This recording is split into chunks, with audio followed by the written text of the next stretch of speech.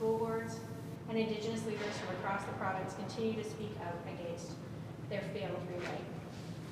Today, the ATA released another survey showing that only 5% of Alberta teachers believe that the UCP K-6 curriculum will be positive for students.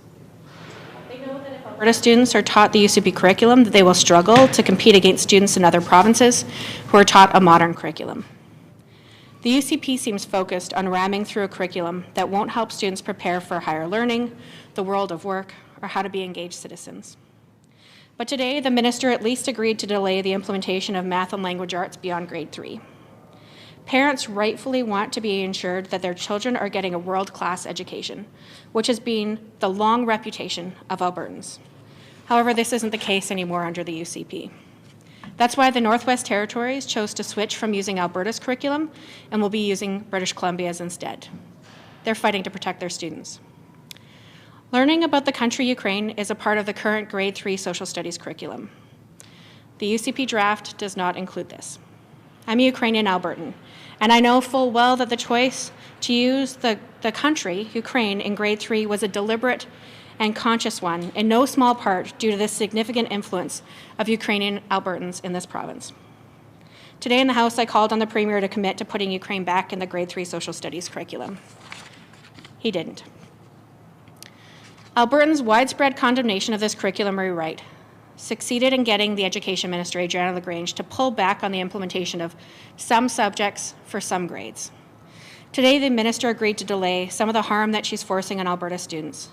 So to the parents, teachers, and academics and community leaders who've joined us in fighting back against this flawed curriculum, this is a small victory, and I hope that they're proud.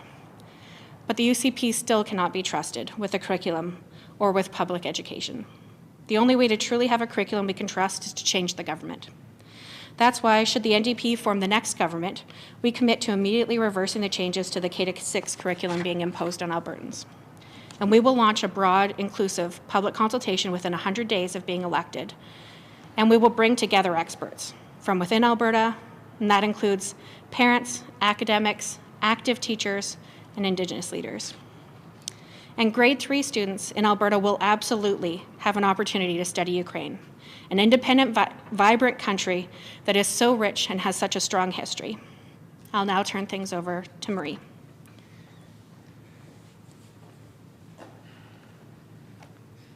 Thank you. Thank you, Sarah. I would like to briefly provide comment on the announcement the UCP made this afternoon regarding supports for expectant mothers who are on AISH and Income Support. Today, the UCP announced that expectant mothers who are on AISH and Income Support can receive $100 a month starting in their second trimester. Any increase to support for the nearly 2,500 mothers who receive this funding will be meaningful for them as they face challenges from the increasing cost of living. But let's be clear, this is one step, and the UCP are many, many steps behind in properly supporting Albertans on AISH and Income Support. The UCP de-indexed AISH, so payments for those living below the poverty line do not increase with inflation, making these Albertans fall farther behind. Costs associated with having children only increase after giving birth, and the UCP are refusing to support low-income parents when they need help the most. It's disappointing that with sky-high oil prices, the UCP still refuses to index AISH and Income Support. Poverty is increasing across the province, and it's becoming even more challenging for the most vulnerable to make ends meet. The UCP must make meaningful steps in supporting the over 100,000 Albertans living on these supports, and that includes expectant mothers. So thank you, and we're happy to take your questions. Thank you. Just a reminder, if you're on the phone, to use the *9 function. If you're on Zoom, please raise your hand. And if you have a question, please indicate who you would like to direct your question to. We'll start with questions in the room. We're all good here? Okay, so we'll start on the phone. Audrey, your line should be open. Sarah, can you speak to the fact that these programs will be implemented in most schools without having been piloted? And I'm asking obviously because in Francophone schools there is no pilot going on right now. There's just feedback provided by some teachers that have been selected by school boards, but no actual pilots.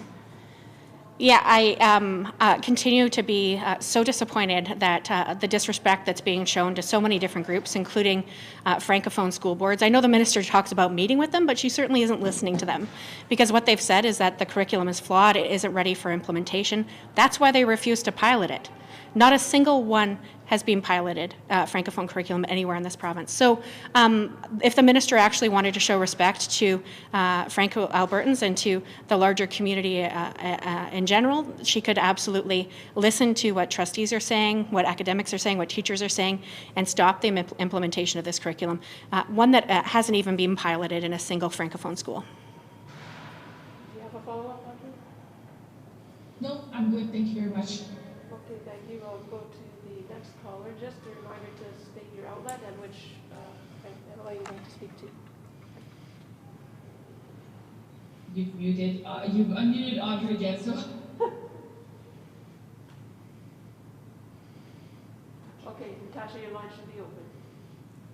Okay, thanks.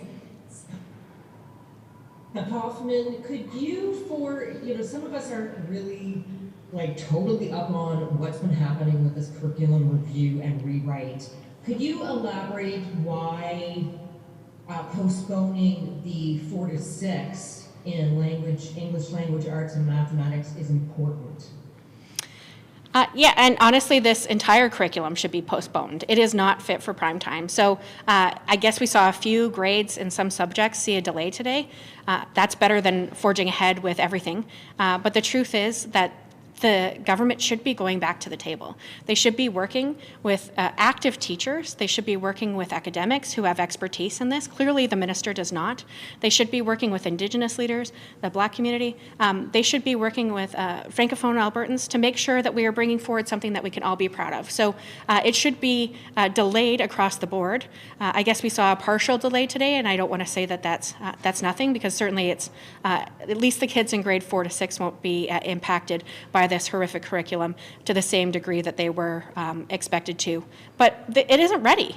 They don't even have resources ready for teachers to use to prepare for professional development and for in-servicing to make sure that they're ready to move forward for the grades that the government does want to force on schools. So it should be paused for all grades, and they should actually get back to the table full stop. Do you have a follow-up, Natasha?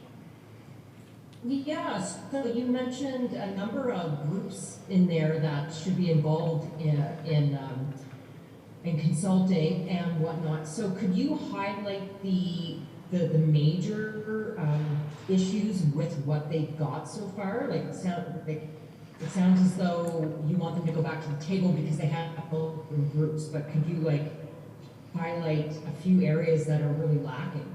Sure. We have world-renowned researchers at the University of Alberta, University of Calgary, Lethbridge, and so on, who have been cut out of this process. The deans of the faculties of education gave some feedback, but they certainly haven't been included in partners as they should be. We have so much expertise here in the province, and the government thinks Jason Kenney and the UCP think that Chris Champion and other friends of theirs know better than the world-renowned researchers we have here and the teachers who work in our classrooms right across this province. As a result, you can see only 5% of Alberta teachers feel that they could positively implement this curriculum. That is horrific. These are the people we need to be able to entrust to see that it moves forward. So the government needs to work with active teachers, with our world-renowned researchers and educational experts, with community leaders, including the leadership from Treaties 6, 7, and 8, the Métis Nation, all groups who we've seen discredit this curriculum because it is so backwards. And we want to make sure that Alberta kids have an opportunity to learn the best, to be engaged citizens, to be ready for the world of work and everything that lies ahead. And this curriculum fails on all of those accounts. Okay, thank you. We'll do one more pass for questions. Just a reminder, if you're on the phone, it's *9. On Zoom, it's raise hand function. Do you see no more questions in the room? Okay, thank you. Seeing no more questions, that's the end of the press conference today. Thank you all for coming. Thank you. Tens of thousands of Albertans have already provided their idea for how we can build Alberta's future. You can too by going to albertasfuture.ca.